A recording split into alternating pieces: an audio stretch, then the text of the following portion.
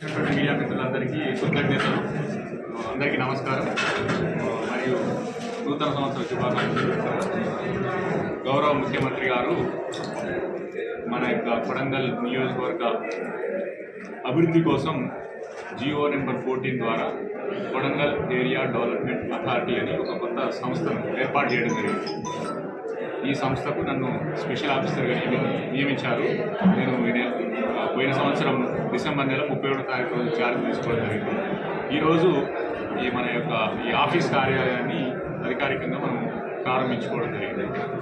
ఎందుకు మనము ఈ కొడంగల్ ప్రాంత అభివృద్ధి సంస్థ ఏర్పాటు చేశారంటే, కొడంగల్ నియోజకవర్గంలో ఉన్నటువంటి మౌలిక వసతులైనటువంటి రోడ్లు మరియు డ్రింకింగ్ వాటరు, డ్రైనేజీ, విద్య, వైద్య సదుపాయాలు ఇలాంటి అన్ని రంగాలను మనకు చైల్డ్ వెల్ఫేర్ కానీ, అంగన్వాడీ సెంటర్స్ కానీ అన్ని రంగాల్లో అన్ని డిపార్ట్మెంట్లను సమన్వయం చేసుకుంటూ ఏదైతే పెండింగ్ పనులు ఉన్నాయో వాటిని త్వరితగతిన పూర్తి చేయటకు మరియు ఎక్కడెక్కడైతే కొత్త పనులు ప్రారంభించాల్సిందో ఆయా డిపార్ట్మెంట్ నుంచి ప్రపోజల్స్ తీసుకొని వాటిని ఉన్నతాధికారుల అప్రూవల్ తీసుకొని ఆయా పనులన్నింటినీ నిర్ణీత కాల వ్యవధిలోగా పూర్తి చేయడానికి ఈ యొక్క నేను డిపార్ట్మెంట్లతో సమన్వయంతో పనిచేసే బాధ్యత నా పైన ఉంది.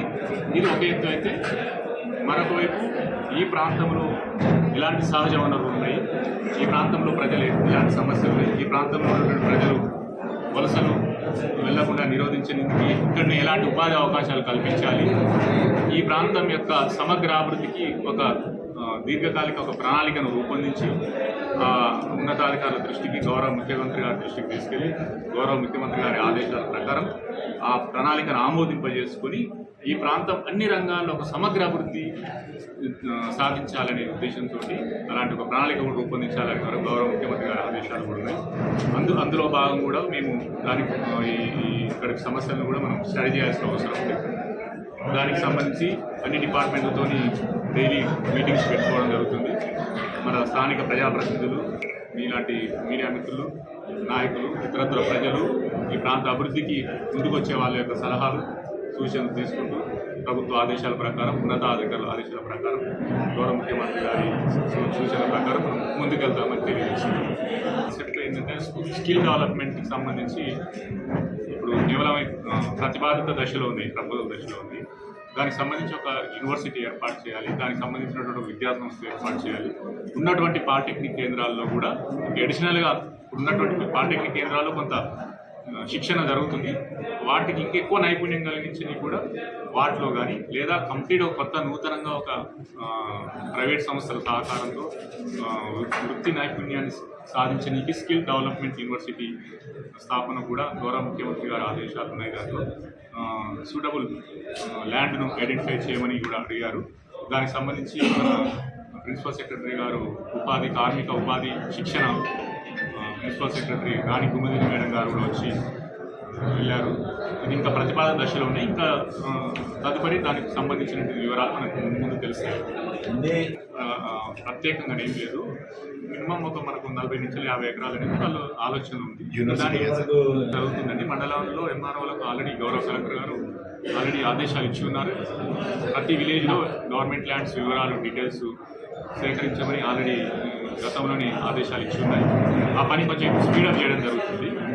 అలాంటి గవర్నమెంట్ ల్యాండ్స్ని ఐడెంటిఫై చేసి పెట్టుకుంటే మనము ఒక స్కిల్ డెవలప్మెంట్ యూనివర్సిటీనే కాదు, ఇంకా వేరే ఇతరత్ర ముఖ్యమంత్రి గారి ఆదేశాల ప్రకారం దీనికి ల్యాండ్ అవసరం ఉందో అప్పుడు దానికి అనుగుణంగా మనం ముందు గుర్తించి పెట్టుకుంటే తొందరగా మనం త్వరితగతిన ప్రాజెక్టు కంప్లీట్ చేయడానికి వీలవుతుంది. ఆఫీసర్స్ వచ్చి చెప్పడం జరిగింది.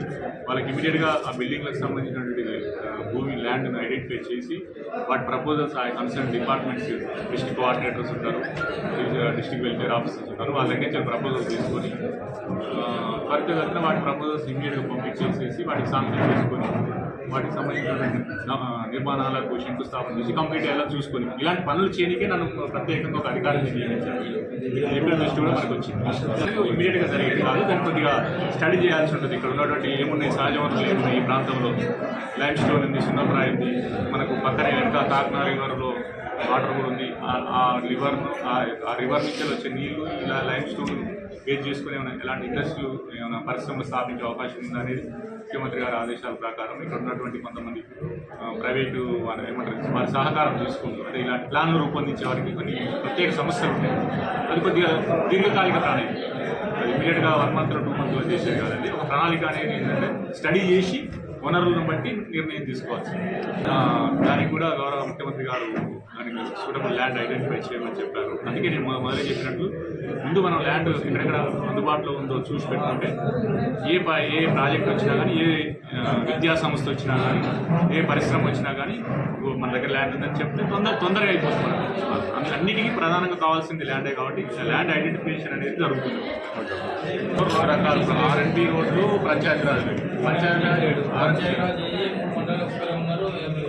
అంటే ఉన్న పోస్టుల్లో ఉన్నటువంటి వాటిలో రెగ్యులర్ అధికారులను మండలానికే ప్రత్యేకంగా నియమించుకుంటూ ఫిలప్ అయ్యేటట్లా చూసుకుంటూ ఇంకా ఈ మొత్తం వర్క్స్ టేకప్ చేస్తాం కాబట్టి బర్డెన్ వర్క్ ఎక్కువైతుంది. కాబట్టి కొత్తగా ఏమైనా పోస్టుల క్రియేషన్ కూడా మన ప్రభుత్వానికి ప్రతిపాదనలు పంపనిచ్చి ఉన్నారు.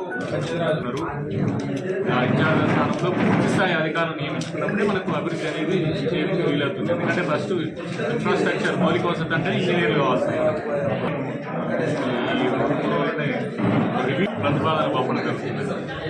పాలిటెక్నిక్, ITI విద్యాపరంగా అన్ని రకంగా, ఆరోగ్యపరంగా ప్రైమరీ హెల్త్ సెంటర్స్ ఉన్నటువంటి హాస్పిటల్ 50 పడకల హాస్పిటల్స్ అదొక సైడ్, రోడ్లు మరొక సైడ్, డ్రైనేజీ, ఇలా గ్రామం వారీగా, మండలం వారీగా, ఇన్స్టిట్యూషన్ వారీగా మనం ప్రతిపాదనలు తెప్పించుకొని వాటి యొక్క ప్రతిపాదనలు మన ఉన్నతాధికారులు పంపించి వాటిని బడ్జెట్ శాంక్షన్ చేయించుకొని మళ్ళీ మేము వాటిని ఎగ్జిక్యూషన్ చేసినప్పుడు వాళ్ళందరితో అధికారులతో సమీక్ష చేసుకుని త్వరితగతిన కంప్లీట్ చేయండి. గౌరవ ముఖ్యమంత్రి గారి దృష్టిలో వారు కూడా ఆదేశాలు సంబంధించుకున్నారు. దానికి కూడా మరి మనం ఉన్న 5 ఎకరాల్లో ఉన్నది సూపరింటెండెంట్ గారు వచ్చి చెప్పారు. 5 ఎకరాలు సరిపోతా, లేకపోతే అడిషనల్గా వాళ్ళకి ఇంకా ఏమైనా ల్యాండ్ అవసరం ఉంటే ల్యాండ్ మీరు అన్నట్లు 100 పడకల గదిలో కావాల్సినటువంటి మౌలిక వసతులు ఏమేమి అవసరం ఉన్నాయో మన డిస్ట్రిక్ట్ హెల్త్ ఆఫీసర్స్ వాళ్ళతో కూర్చొని డిస్కస్ చేసినాక వాటిని కూడా ముందుకు తీసుకొచ్చారు. అధికారులు, గౌరవ ప్రజాప్రతినిధులు, గౌరవ ముఖ్యమంత్రి గారు వాళ్ళు నా స్థాయిలో